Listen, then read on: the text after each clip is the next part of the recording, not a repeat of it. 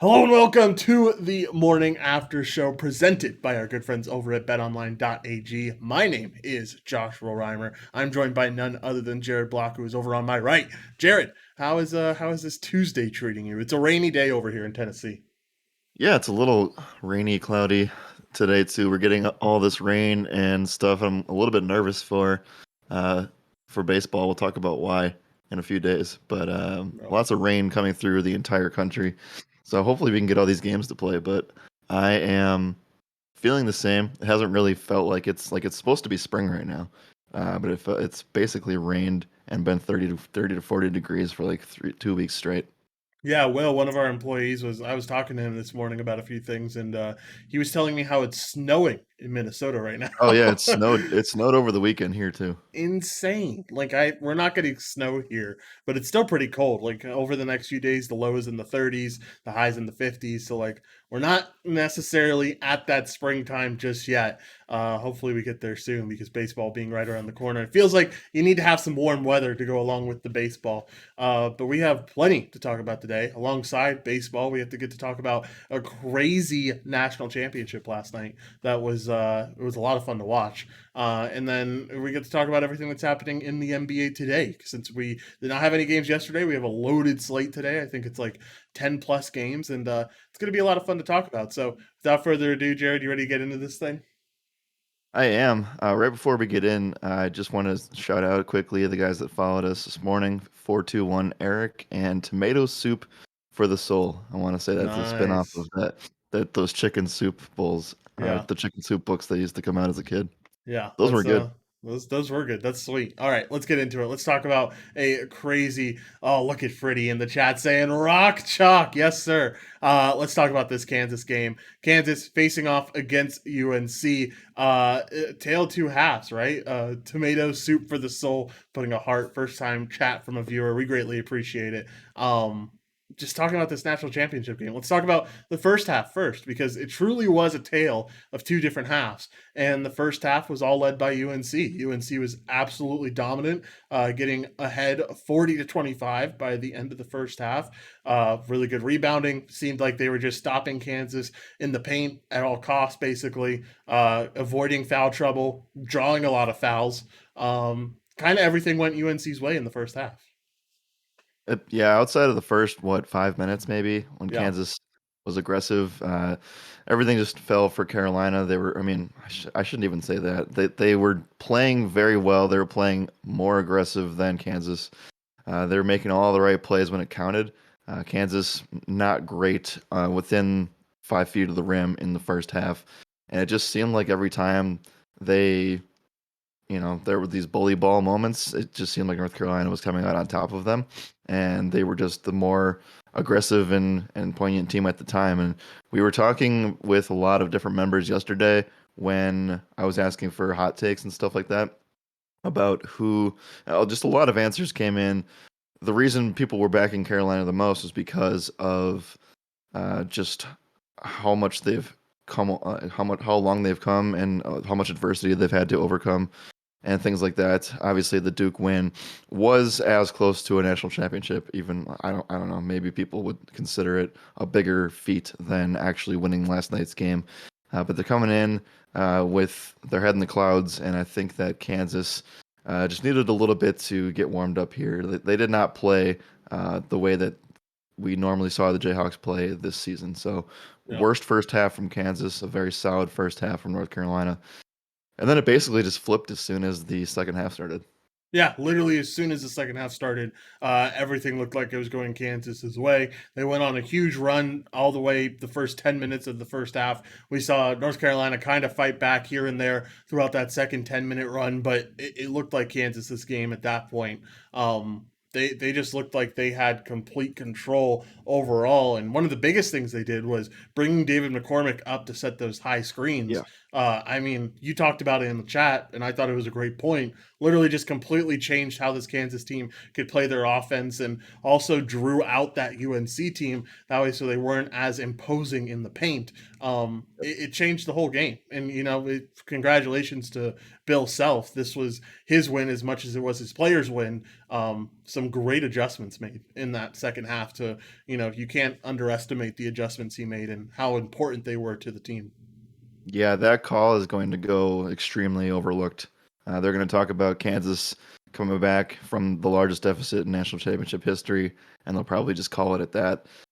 But that truly was one of the better calls that I've seen from any coach in the tournament this year. Probably the best, just given the circumstances and where they were at. Morale all-time low for that team and throughout the tournament as well. So to be able to come up with that, I mean, I don't know. You just saw how big. Like, yes, I think Kansas was built to take on North Carolina, but you don't really have a one-on-one guy to match with Baycott. And when you add Maddox size in there as well, it's certainly. And then I can't remember the bench player's name who played a bunch last night. What is his name? It's like Uh, Pooh something. Anyway, um, Puff Johnson. yeah, That's who you're thinking of. Puff Johnson. Yeah, the guy that threw up on the court. That's that guy. Yeah. Holy Anyway, you crap. have a bunch of those guys that can step in and slide over to help out. And with McCormick just basically clogging the entire paint, it's where you had a lot of contested shots, and it's where everything basically fell apart for them in the first half. So to be able to adjust and get McCormick out on the perimeter to set those screens and get everything opened up, you saw the aggressiveness of Kansas. You saw basically everything that they were doing in the second half was basically driving to the hoop and creating contact. And it's reflective in the 3-pointer shot. They only shot 17 attempts and they did not shoot well. Neither team did from the 3-point line.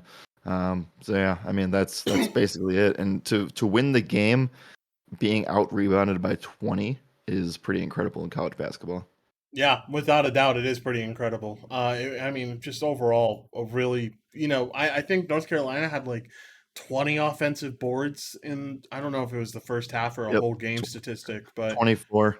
yeah, 24 offensive boards is just absolutely insane. And to still win that game really, really shows that Kansas team has heart. How about Remy Martin? I love Hmm. Remy Martin. I mean, the 3-point shots that he was making were absolutely insane. Yeah. Just like the fadeaway one from above the break and the both of them in the corner. Like, I feel like his defense and everything really led this team, and a really key piece to this team was Remy Martin last night. Yeah, they people will forget that he played for Arizona State Yeah. a couple of years ago, and he was a huge part in it helping his team advance those couple of years ago. So yeah, I mean he's a stud. He kind of reminds me of a less hyped up Trey Young, and he's not going to probably be that in the league at all. But definitely cool to see him take that next step and get that title. Yeah, definitely really cool to see him take that next step. Just really good overall game for Kansas, and I don't think there's anything else to add there. The fact that Kansas outscored North Carolina 47-29 in the second half really just tells you everything that you need to know about this game. All right, anything else that you wanted to cover here? If not, let's talk about some too early rankings for 2023 because they are pretty interesting when it comes down to it. All the too early rankings. Yeah, I guess the last thing that I want to bring up here for those I'm not as familiar with this as you are. I'm sure the chat would like to know as well. How many players in that game specifically do you think get drafted? Is it 4, 5? Um, Baycott does. Caleb Love probably gets drafted in the second round. I don't think Manic gets drafted. RJ might get drafted. And then Agbaji's getting drafted. Yep. McCormick's might get drafted. And I think Braun might get drafted. So 6 maybes. I think 4 or 5 probably definites. Yeah, I would agree with that too. I was a little bit scared for Agbaji late in the game, but he stepped up. He missed like 4 free throws in a row. Yeah. So that was kind of iffy, but because I was sweating that, I'm not going to blame Agbaji on the spread. It was more for that crazy. Like I thought that UNC might actually take that game to overtime on that Yeah. inbound play turnover. So Felt like it. who knows? But yeah, I mean, it was that was actually probably the weirder part of the game. talk about the Kansas comeback, but the actual last play of the game was very anticlimactic. Yeah, I would. I kind of, as much as we're crediting Bill Self for this win, and maybe it's not really Bill Self's fault. Who was the guard that ended up receiving the inbound play for Kansas? Do you remember his name? I honestly don't remember his name. Regardless, though, why would you run that baseline? I don't understand that. I understand it's probably to get it inbound and to try to get away, but like running it baseline doesn't make much sense with how likely it is to just step out of bounds. I guess you probably shouldn't run it that close to baseline, maybe. Yeah, I don't know. It's weird because I'm just I'm pretty sure it's their point guard, but I went to go check and they have several YouTube videos from like the last all Bill Self coaching tenure of them running these baseline out of bounds plays. Yeah. Yeah. You would think that you would know this too as you were just like realizing how to guard that, but I guess not. It's a tough play. Uh Dab Capone 360 said, "How do you guys feel about that video of the floor giving out in that UNC game?" I didn't see the floor giving out. Did you see this? No. Yeah, we'll have to look it up and see if we can. Okay. I think I did see this. So Okay. there's a you can make a case that there was a potential uh, bend give in the floor on the actual Baycott play that caused him to rip his ankle again. So Hmm. I will give you a live look at it. We won't be able to show it on here, but it's you can kind of tell a little bit. Let me pull up the tweet here for you. Here, I think I found it myself. Maybe It's from at Joe Rexroad. I don't have a very good view of it. Here, Do you, I yeah, will send it send to it me. to you. And It's definitely a little bit of a controversial call there, but you can't see it. You could not see it on the broadcast last night. They were showing the one where he was coming towards the basket, and you were like facing him. Um, this one's showing from behind, so you can kind of see the floor buckle a little bit, but I'm not sure. gotcha. Uh, maybe there's a weak spot in the floor there because it's normally obviously a football stadium, so maybe there's a little bit of something of merit here. I Maybe. don't know necessarily. I think it's more so of his momentum. Yeah. It's weird. It's weird. I don't know. Here's the It's thing very though. Here's the thing. He doesn't make that shot. One, he was very well guarded. I don't think he puts that shot in. And two, does like Baycott make a huge difference in those last minutes? This would be a completely different conversation if Kansas hit that three that they had wide open after the Baycott injury. But talk about being the yeah. You're best right. sportsmanship in the world by Kansas allowing Baycott to come back and letting them settle the play and letting them take the timeout for the injury. Like, I don't think any other Yeah. team does that. They were talking about on the broadcast. You make teams pay in those situations. Yeah. But like Kansas just didn't. And that's more what you should be blaming for our little spread loss that we had there, is that the fact that that should have been a three very easily for that Kansas team, and then they win that game by 6, and it's a completely different ball game. But I if they score there, it's a completely different scenario. I think you definitely have a reasoning for saying that like the Baycott injury means something to this game. But like Baycott getting injured that late in the game I don't think it makes that much of a difference in all honesty. I am not sure either, but I agree that Kansas did a lot to if you're looking from a bad beat Kansas spread side like I am, there's a lot of there's a Yeah. lot of things that they could have done right. Yeah. But yeah, the announcers were very cutthroat Oh on yeah. why you should take advantage of that. I'm like, oh, okay, just let the dude. I don't know. I thought it was cool to see. Obviously, No. I had my own suspicions coming in, which is why I backed Kansas so much. Uh, with how Baycott was going to respond 2 days later. I Yeah. thought that maybe the swelling was going to do him in. He played very well up until that point, and Yeah. you would think that maybe if he doesn't buckle, that he possibly goes to the line. And he had shot. They were saying that he shot 50% in the tournament, and he was like 7 for 12. Yeah. So if like he gets a couple more, then maybe it's a different game. Yeah, you're right. Maybe it is. Definitely interesting to talk about. Regardless, though, congrats to Kansas. Definitely a good win for them, getting back. And it's funny because Bill Self said earlier in the tournament, like it's time for Kansas to get back to winning championships. And look at that, you win a championship. So a really good win for them. Funny thing is, I don't think they're. Oh no, they are in this top 10. They are not number one though in the Yep, rankings for next year. The that's way right. too early rankings. Who is number one is Arkansas, which kind of surprised me. We saw this SEC conference not be the best in the tournament necessarily, but Arkansas number one. They get Nick Smith Jr., who is going to be a really big deal and definitely in the mix to be that number one pick in 2023. They have a few other guys who are definitely really solid, and they've done a really good job recruiting. So that Arkansas team is going to be pretty dangerous next year. Yeah, listen to this. I mean, obviously, the reason that a lot of these teams aren't like we've seen, just for reference, Kansas and North Carolina are both 4 and 5. And it's because some of the guys are already heading out to the NBA. Like you said, Caleb Love, Baycott, R.J. Davis out for Carolina most likely, and Agbaji, McCormick. Uh, Basically, their whole starting lineup is going to be No, gone.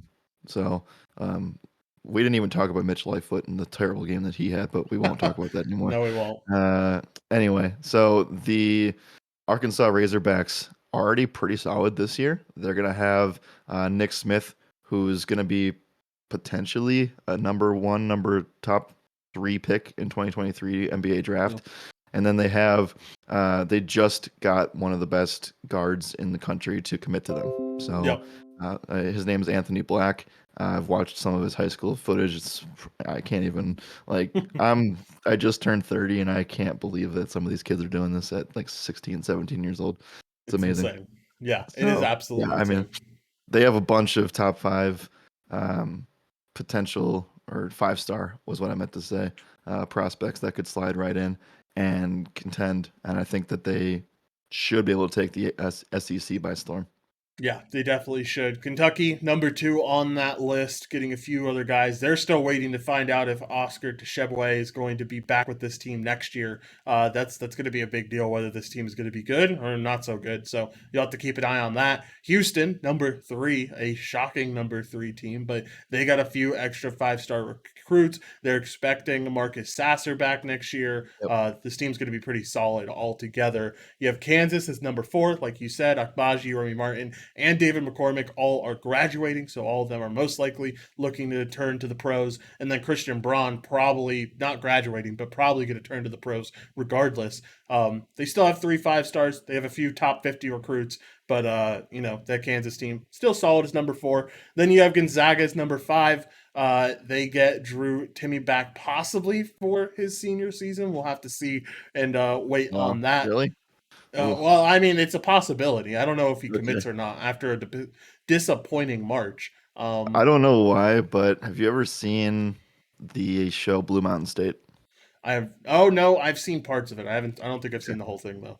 So if yeah, so if Chad knows what that show is, Drew Timmy kind of just reminds me of Thad Castle.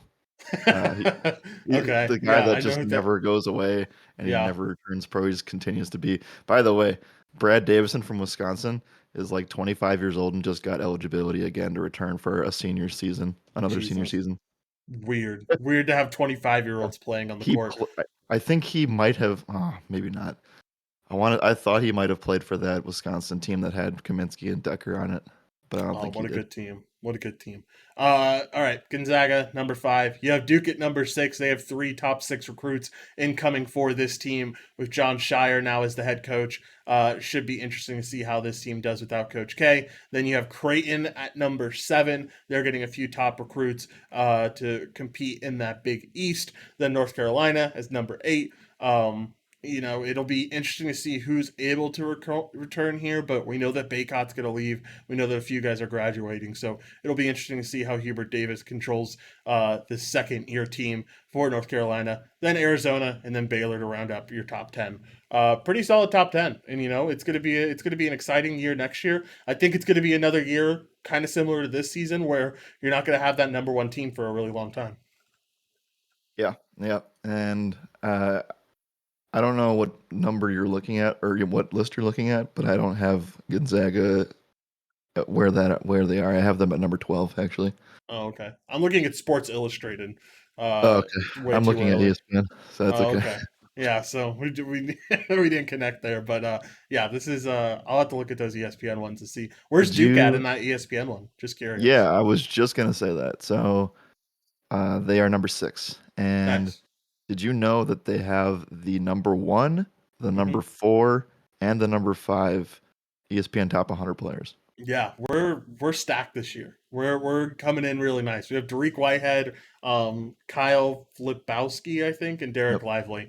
that's it. All three of them are studs. I've already watched their tape in high school, and I just like you. I'm only 23, but just like you, I think how the hell are these guys able to do that at their high school age? Because it is insane. Just I don't know. I have nothing to say on that. Let's move on. Let's move on indeed. Jeremy Roach also returning for that team. So possibly one of those, you talked about it all tournament long, having that veteran guard presence. They will certainly have that next year. But let's keep it moving. Talking about NBA and everything that has to go on in the NBA. Freddie makes a great point. Don't forget about Mark Mitchell as well, who will also be there for that Duke team. Let's talk about this NBA. We have games back today. We didn't have games yesterday due to the national championship, but everyone, well, not everyone, but a lot of teams are playing tonight. I think we have like 11 teams on the dock, or 11 games on the docket tonight. So lots and lots of games and lots of playoff-esque games that you're going to have some teams competing for those playoff spots. Let's talk about what Durant said, because Durant said that his knee injury derailed the Nets season. I don't know if I'd necessarily agree with that. We're a pretty negative Nets podcast here, or negative Nets show here. But what are your thoughts on his comments about the knee injury? I think it's more than just that, but I mean, he probably just wants to put the team on his shoulders, and that's actually one of the best things that he's done this year. So No, he usually is not one to do that, for what it's worth. no, he's not. So I think that honestly, the biggest injury to that team has been Joe Harris the entire year. So Yeah, I can, and then just again, I just don't think that the construction of a team built with a couple superstars and I don't know 3 to 5 players that can't even make a playoff rotation that are veterans. I don't think that strategy works anymore. So I don't know. It's shown there's 2 teams that did that this year, and both of them aren't doing so well. So I don't know. Injuries are always a thing in the NBA, and every single team that wins a championship, people will blame and say, you know, if so and so player doesn't get injured, this will happen, or if so and so, you know, is able to play through this game, we win. Like there's always those things, but yeah, whoever makes it to the finals, they've probably had a pretty good time with dealing with injuries, or they've been able to exactly. just overcome them. So it's always the same every single year. I don't think that Durant's point is made. That's fine, but I think that there's a lot more than just that in Brooklyn this year. I think every team has had to deal with injuries at some point in their season to their superstar. I can't think of a single star in the league who has played all 82 games this year. And that's just to be expected. Every team deals with injuries. This team definitely got hurt by injuries pretty early. They obviously got hurt by the James Harden drama as well. But I you're right. Durant usually doesn't take responsibility for this stuff, and it was interesting to see him take responsibility. But the injury rows just keep hitting this Nets team, because we found out yesterday that Ben Simmons not going to play for the rest of the regular season, which we already knew, but also going to play, not going to be available for the play-in game as well. So big news for Ben Simmons there. I mean, it really hurts their chances in the playing game. There's a few key pieces of what's going to happen in today's games to figure out what these playoff matchups or play-in matchups might be. But an away matchup, a bad matchup for this team could mean the end of their playoff hopes very early. Yeah, agreed. And let's take a little bit of a well, we can wait on the preview for tonight. I just saw that the Rockets play the Nets tonight. Uh, this is the true test of the Nets ATS at home. Yeah. So I don't know what the line is right now. Oh, I'll look you at don't it, but man, You don't want Go to know ahead. what the line is. I looked at it earlier this morning. The line is ridiculous. I'll take Houston at their current where it's currently at, honestly. Is it really like 15 or something? It's more than 15, it's 17. Oh, why would you ever pick that? Yeah, that's an No, it's ugly, Houston all ugly the way, bet. man. Yeah, Houston all the way. we're definitely Houston backers tonight. I can already feel it. All right, let's keep talking. A quote that made me roll my eyes a little bit. I'm curious to hear your thoughts on it. But Embiid said yesterday, "I don't know what I have to do to win MVP." He talked about how Philly athletes are usually judged a little harsher, and I mean, like I could not agree less. But I'm curious to hear your thoughts on Joel Embiid's comments. Yeah, so I'm pulling up the regular season MVP stuff again. Embiid's is turning into a big dog now. So You know, Joker minus 325 now over at Bet Online. So yeah, I have no remorse for Joel Embiid. not a So I single, yeah, not not a any. single ounce. Yeah, So like yes, he's a fantastic player. There's no doubts about that. I just every single time that he either like he just doesn't take the blame. He just yeah, doesn't. And like I don't know if anybody watched the press conference a couple of weeks ago, but he basically I think it was against Milwaukee. He basically just said like if I was on the floor, we would have played better, or like I wasn't on the floor, so I can't say anything to that remark or something like that. I'm just like, dude, take it's your team. Take yeah, the blame for stuff. yeah. I don't care if you weren't on the court or not. Like, you just can't keep deflecting things all. Like, I don't know. It's just been that way forever. Yeah, it has been that way forever. I'm just like you. I have no remorse for Joel Embiid. He had a great season, but obviously, I think everyone can agree that Joker's season has been a lot better from a lot of aspects. Not only from the offensive side of things, but also from the defensive side of things. Joker's been one of the top defensive centers in the NBA. He's been the top defensive center in the NBA, better than Rudy Gobert, better than any other defensive center in the league. And Joel Embiid just hasn't he's been good, but he hasn't been great like Joker has. So we've been talking about this for months now on end, just saying that Jokic is going to win MVP, and hopefully you guys were able to lock in plus money odds somewhere because I know a few of our members have him at plus 1,000. I know I have Yeah. him at like plus 200 somewhere. I'm sure you have a few bets on him too. Like I'm excited to cash these tickets because I feel pretty confident that Joker is going to win this thing at the end of the day. I think so too. What's the actual, with, only like 3 games left for each team, what's the actual chance that Giannis or Embiid could come and take Joker? Like, what would it take? I don't even think an injury at this point would make a difference. Like even if Jokic was out for these next 3 games, unless like Giannis or Joel scored 50 points each of the last 3 games, like I think it would take a superhuman sized effort to end up getting MVP at this point from Yeah. Joker. I just don't think I it's would going to think happen. I would think you're right. I think that Giannis's deal was already he lost his chance when they couldn't win on Sunday against the Mavs. Yep. I agree. Well, not even not winning on Sunday, but like playing that amount of minutes and kind of getting stopped. Not even stopped necessarily. He did a great job of letting Drew end up getting a lot of shots and Middleton get a lot of shots because they just had the better matchups than he did. Um, but him not having a big performance on Sunday kind of limited what he could actually do in this MVP race. All right, let's keep moving. Let's talk about everything else. We found out yesterday that Luca Vildoza has signed with the Milwaukee Bucks for 2022 through 2023.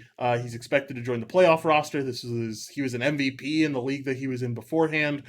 He's a super solid international player. So, as a Bucks fan, Jared, how do you feel about the Vildoza signing? It's cool. It's yeah, to be exact, he was the MVP of the 2020 Spanish ACB League Finals. Thank you. He had surgery and missed most of the season. He was on the Knicks for that in the Euro League for like a year or so, and then they let him go, and he ended up signing with the Bucks. So yeah, it's interesting. I think that he is just another player that Milwaukee. I think Milwaukee's doing a great job in getting talent from outside of the United States. Mhm. It's kind of been their MO since they got Giannis, and they have a lot of really good recruits out there. A lot of them didn't work out, but you remember they had Mirza Teletovic for a while, and they Yep. had Mirotic as well. They even had Paul Gasol for like 4 months. So like, I don't know that one doesn't count. But the other ones, they drafted a few guys overseas the last couple of years, and it's been interesting to watch. But yeah, their presence, they don't have very many American players when it comes down to it. Yeah, definitely. It should be interesting. I'm curious to see like what minutes look like, if any. Curious to see him play. So it'll be an interesting case for the Bucks for sure. Let's go over some matchups that we have today because there are a lot of them. Like I said, a ton of games here that we're going to be having for the NBA. And a lot of playoff esque games, I guess. I don't know how you classify them necessarily, but one of those playoff esque games is definitely the Hornets versus the Heat. Hornets Yep. fighting for their lives in the play-in spot, trying to get a little bit more up there so they can possibly host that play-in tournament. And this Heat team, I mean, like they haven't clinched first yet, but I think with the win tonight, they clinched the number one seed in the East. I would think so. There's only 3 games left per team. I don't think anybody has 4 games this week. That seems like a lot in 6 Yeah, days. that's true. So yeah, the Heat have. I think you're right. I think if they win tonight, they're able to clinch the number one seed because it would take the Celtics to win 3 games to pass them, and they'd still be down in the loss column. Yeah, So yeah, I think you're right. So it's interesting. If you're the Hornets, this is your first look at potentially not wanting to face the Heat in the first round. So will be interesting to see how it pans out. I think the Heat, you know, they need to. I still don't think they're 100% healthy at this moment. So I'm interested to see what their playoff rotations actually will be. yeah, me too. I'm curious to see Jimmy Butler plays today. He was out for the last game. That was a playoff esque game against the Raptors. Hmm. They needed a win there, so having Jimmy out means that he's truly injured at this point to some regard. It'll be interesting to see whether they have him today or not, and it'll be a pretty good, solid game overall. Another playoff game: Raptors facing off against the Hawks. Raptors Yeah. have a chance to surpass the Bulls. Maybe. Hold on. Yeah, the Bulls. They're both tied for the 5 seed right now. Mhm. Both Yep. 5.5 games back from first. Raptors, very important win for them. And Hawks, they're in the 8 seed right now. They can still catch up to the Cavs possibly. I think this is more about just holding off the Hornets and the Nets though, and at the very least locking in that 8 seed to try to host the play-in tournament. Yeah, give me the Hawks here. I'm a big Hawks fan tonight because Goodbye. I think they're 7-3 in the last 10. They won the last 5 in a row, and I'm really rooting for this Bucks Bulls 3-6 matchup, like For, really bad, yeah, I because bet. that's like the best first round matchup they can get. Yeah, it absolutely is. Speaking of Bucks Bulls, we have the Bucks and Bulls facing off as well in another playoff matchup. Bulls, like we said, didn't need to keep ahead of Toronto, so they need a win very much. And Bucks need to get a win to keep their spot in the three hole right now. They're tied with the 76ers for the third spot, and the Celtics are 1 game ahead of them, or a half a game ahead of them actually. So going to be a very important win for the Bucks to possibly try to get that 2 seed, but even more important for the Bulls to make sure they don't keep tumbling down here. So very important game. That's going to be a fun one to watch for sure. Yep, exactly. So I'm hoping for that matchup later down the line. Let's see what else we have here. There's a couple interesting Western Conference matchups. Nothing crazy like the East that has tonight, but um, Wizards Timberwolves should be fun. Yeah, as long as guys, I'm so scared of these games that have these teams that don't really care about the playoffs because I just think back to Cade Cunningham last week and how he got benched, like just played the first Yeah. quarter and got benched. Mhm. Like we really got to pay attention to it this week. I feel like even more so than usual, there's going to be some crazy tank games and crazy sitting of players. So it's something to watch out for. But you're right, as long as both of those teams play, most importantly the Wizards end up playing their full team, that one will be really good. I think Thunder and Trailblazers possibly one of those better matchups that don't involve two playoff teams. We saw this one be an absolute barn burner Yeah. Yeah. last time those Yeah. two teams faced off. So that's going to be an important one for sure. And then late night hammer, you have the Grizzlies and the Jazz. Grizzlies have their spot locked in as the second seed, so no worries there. But this Jazz team, pretty sure they need to win to try to get back some playoff spots here because they're currently a half a game back from the Nuggets, and the Timberwolves are 1.5 games back from them. So a loss here could mean a lot. You could be facing off against the Warriors in the first round, or you could be facing off against the Grizzlies in the first round. Not sure which matchup you necessarily want there, but two tough matchups regardless. Then Pelicans versus the Kings. Pelicans fighting for that play-in spot still. I mean, they have the play-in spot locked down, I'm pretty sure, but still fighting for if they're going to get a home game or not. And then Lakers and Suns. Lakers last chance to make that push for the playoffs tonight. Should be interesting to watch. And then Suns have the 1 seed lockup, but I think they still play competitively just because they have talked about it quite a bit in pressers after games that they do want to build the win record because they have the current record for the most amount of wins in a Suns season. So they want to keep building on that record. They want to add more wins to that. So should be Yep. interesting to see what both of those teams look like tonight. Yep. Suns are gonna completely go overlooked again until they make the finals in June, and Yep. then we'll talk about it again. Can the Lakers get eliminated tonight if they lose? Is that a thing? Yes, they do. They get eliminated tonight if they lose. With I think it's without a Interesting. doubt. As long as the Spurs win, well, the Spurs have to win too. I think. Yeah, I'm gonna bring up the Spurs next, but is LeBron out for sure? He is possible to play. I think he said Okay. he's going to try his best. Oh, that doesn't make me feel any better. Well, he did Okay. say on Sunday, the quote that I heard from the broadcast was that even if his ankle is not 100%, if he feels like he can play, he's going to play as much as he can these last few days. Okay. Interesting. I guess Davis is in the same boat. Yeah, I guess. I don't know. I would feel more confident about Davis playing than I Yeah, would I about know. And he LeBron. barely, like he was on. We both watched the game. He was either on the floor doing jump rope in the hallway, or he was on the bench with his shoe off on an ice Yeah. pack under his foot. So Yeah. man, I don't know. But let's bring up the Spurs really quickly because they are 7-3 in their last 10 games. They won the last two in a row. DeJounte Murray tweeted yesterday that he got sick, uh, lost 7 to 8 pounds during the last like 4 days, Yeah. and he's currently questionable to suit up tonight. And he was Pop gave him a questionable tag, and that's how brutal Pop is on the injury report. Because Yeah. obviously he wasn't playing in that game the other day, but they gave him a questionable tag, even though he's got something like a stomach bug or whatever. So interesting situation we have tonight because I don't think he's necessarily going to be popular. Not to get too involved in DFS right now, but could be something to monitor here because we could get him. I don't know what's the chance that he even sits in this spot. I don't know, but I mean, like, it's a tough thing to come back from when you're that sick and you've lost that much weight, and it should be interesting. I'm more interested in the other side. I think Jokic is probably your top center tonight, and it's not even that close. But it'll definitely be fun to talk about once we do get to that NBA members only podcast. Anything else that you want to cover for NBA, Jared? If not, I think we're gonna get out of here a little bit early, and we can just talk about. Or no, we still have spring training. What am I talking about? We still have to talk about a ton of MLB. Come on, We man. yeah, I'm blanking, man. I got excited. Let's talk about the MLB in spring training. 2 more days until regular season baseball. Exactly what I think 48 hours almost on the dot because Yep. we have an 11 a.m. start time for us for Central Time.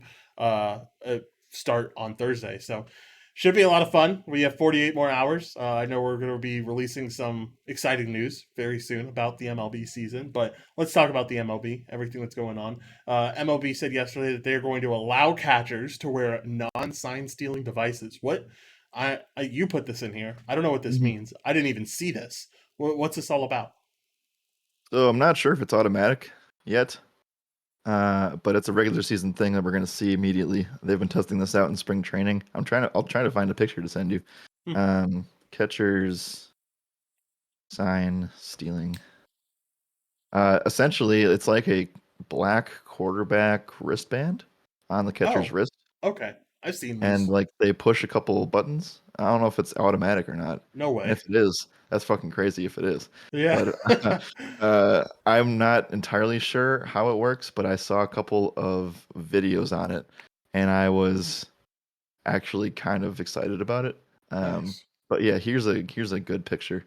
This is what it is, and I'm pretty sure that there's actual buttons on this thing that get sent to the pitcher, and I'm not sure exactly how that will all work because that seems like a tampering type of device for the pitcher. Um, because you could hide some What stuff in on the? it, like residue or whatever. But Yeah. yeah, this is what they are doing in spring training right now. Whoa, that's so cool. And we're good for, and that's good to go for this season. Regular season, yep. Oh, spicy. I like that. That's interesting. That'll be fun to watch. You seeing a catcher going like this in the middle of a game will be a lot of fun. So I don't know. That should be interesting for sure. I'm excited to see how that pans out. But let's keep talking about the MLB and everything else that happened. Found out yesterday that Danny Santana, Richard Rodriguez, and Jose Rondon all suspended for 80 games due to MLB positive drug test. It sucks to see. I love rostering Danny Santana in DFS. So I am very sad to see that Danny Santana tested positive there. But sucks for all those players to sucks that they did it, and sucks that the ban is so heavy too. Like I think that 80 games Oh, is it's huge. appropriate, but like Yeah, it's just so much time. I mean, I don't know. Obviously, it's half the season, but it's going to feel like months, and then you get to the point where I don't know if they are even allowed. Are they suspended from the clubhouse? What are they like? Are they suspended from just the field of play? I Because you don't have to, know. you have to ramp up, and your body's not going to be ready until probably that 100th game. Yeah, without a doubt. So it's a big consequence, but it is what it is there. Let's talk about something else. White Sox added Cueto to the roster after the Lance Lynn injury. How long? Do you know how long Lance Lynn's going to be out for this White Sox team? I don't, and I don't think that they have a timetable yet. Yeah, should be interesting to see how long he is out. But Cueto, not a bad addition. We know he can be a solid pitcher at times, and it gives some depth to this team at the very least. Yeah, yeah. I don't think that they really had somebody that they knew they could count on. Um, is Kopech still on this team, or is he already in the rotation?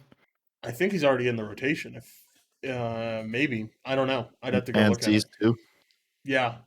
Interesting. It's still even after losing Carlos Rendon, it's still a pretty solid rotation overall.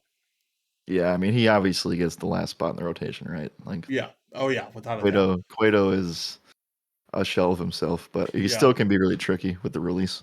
Definitely could still be really tricky. So it should be interesting to see how he does. Cardinals and Harrison Bader agreed to a 2-year deal. Was this to avoid arbitration? I believe so. Yes. Yeah, that makes sense. This Cardinals team's kind of stacked, and I don't want to get too much into MLB DFS early on, but just a look ahead at that slate, there's going to be a lot of people rostering the Cardinals that day. They're Yeah. facing off against the Pirates, and I forget who's out there. I think it's Mitch Keller, but not a very Yep. solid pitcher, so should be Nope. interesting. I have a feeling Cardinals are going to be chalk stacked very, very early on. Yep. Would agree. Hard agree. Uh, yeah. Pujols found out that he will start on opening day. It's his 22nd consecutive year. That's absolutely insane. Yep. 22 consecutive years of opening day. He's going to start for that Cardinals team. Maybe he just has to roster him that day. Yeah, yeah. Well, here we go. We're talking about Albert Pujols. I bet he's like min price. So maybe that's a Probably. play. Yeah, maybe that's a play. We found out yesterday that Julio Rodriguez is making it to the big leagues. Found out that he's going to be elevated to the MLB team for this opening series. For those who don't know, this is the third overall prospect in the MLB. He's on the Seattle Mariners. He hit like 400 this spring. He plays in the outfield. He's one of the leading contenders for Rookie of the Year this year, and it's going to be exciting to see him play because he's next level, man. He is top notch. He is definitely well deserving of that. What spot is he in? The third spot. And if there wasn't Bobby Witt and Adley Ruckman, he'd be an easy number one. But I was talking about it with some employees earlier this morning. This is one of the best hitting rookie classes that we've had in a really, really long time.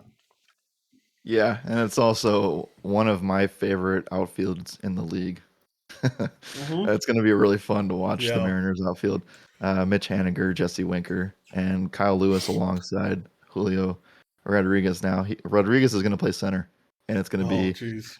that's a tough place to play No. in that stadium. So it's going to be a lot of ground to cover, and he's going to I don't know. I mean, did they put him in that 5 spot right away?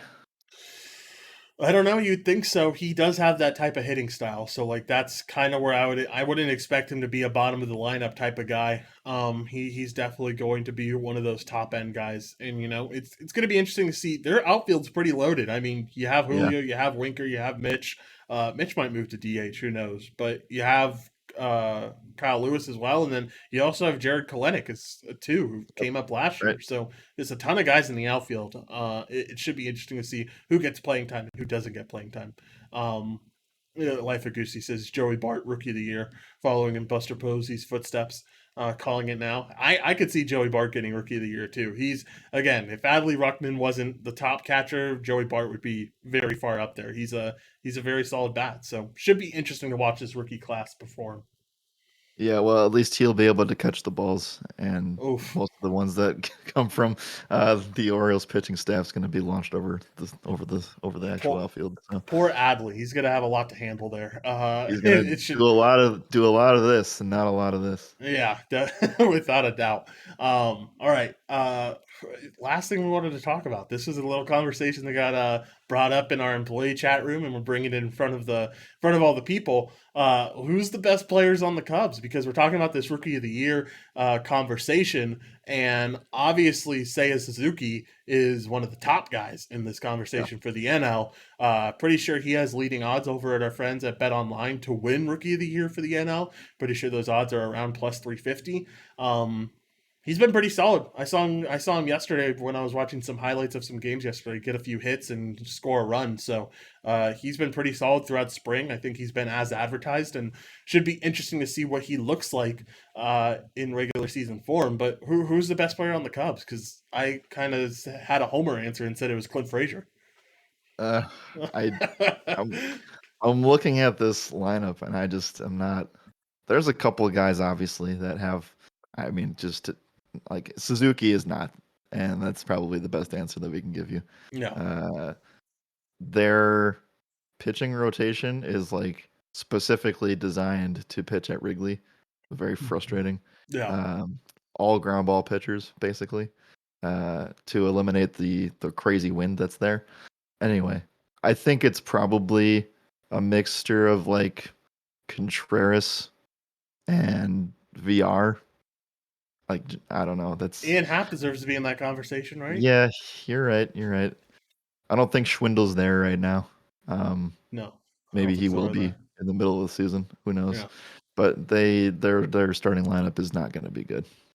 I will say, upside wise, Nick Madrigal does mean something for this team. Like him being on Yeah. the Cubs now means something. If it's a lot, who knows? But I think he is a really solid player. He does have that upside, and should be interesting to see him play when he gets. With the White Sox last season, it was kind of just like, oh, we have a guy out, throw Nick Madrigal in there. He was a big utility guy. Hmm. But this season, he'll have that starting spot, kind of be able to flourish, possibly get all the way up to like a leadoff hitter role, and I think he can prove himself. So I'm excited to see Nick Madrigal. I think this Cubs team is going to be pretty awful this season. I don't think they're going to win a division at all, but I think that you'll be able. It's a good growing season for the Cubs for a lot of their guys like Suzuki, Madrigal, obviously Contreras and Happ and all those guys. They're not old necessarily, but they've been vets in the game for a little bit now. But it'll be a good growing season for a lot of their rookies. Yeah, I actually don't mind Patrick Wisdom to take a step up. I think Yeah, that he could get some serious playing time with no Bryant there anymore. I would agree. We like Wisdom here. Wisdom's a stud, so should be interesting to see him hit again. All right, that's it. That's all the MLB talk we have today. Let's get to NHL Blind Dogs and then get out of here, Jared. I don't know how your team did last night. I don't know how my team did last night. Let's go look up the team while you pull up Bet Online. Do you remember who you Who took? did I pick? Who did I pick yesterday? Oh, I think you took I Blue picked the Blue Jackets. Jackets. Yeah, they Yeah. lost in overtime. And I took the So Kings, and they lost 2-3. So we both lose 2-3. Tough day at the office for. I think I picked the Kings, right? That sounds about right. yes, But tough day at the office for the both of us. Let's hopefully get back on track. Talk about some NHL blind dogs today. Who do you got? yeah, we only have 2 more days of this. Thank the Lord. Thank goodness. And there's a lot of really even spreads today. Lots of games. I'll go Yep. ahead and I will take the New York Islanders plus 115. Okay. I am going to take the Nashville Predators at minus 103. Something really close, supporting my home team, and hope for the best there. Jared, any final thoughts before we get out of here? We have 2 days, like we said, until opening day of MLB. All of our packages are live right now. If you have any questions surrounding that, we can give you all the information on those DFS packages. We also have an extremely important announcement for a partnership coming out later this evening. So, more news on Nice. that in a little bit. Yep, definitely. Still, well, I guess we need to make this announcement to the community, but NBA is going to be me today for cash games, GPP for Jared. We're filling in one last day for Sean. That way, so he can do NBA DFS throughout the weekend to give his little going away tour throughout the rest of the NBA regular season. But last day of regular season NBA content for Jared, and second to last day for me. That's right. Yep. All right, let's get Today out is of my here. last Today is my last day for NBA. That's Yeah, crazy. yeah, that is crazy. It's been a long NBA season for sure, but it's nice to see it come to an end. All right, let's get out of here, Jared. As always, my name is Joshua Reimer. Good morning and good skill.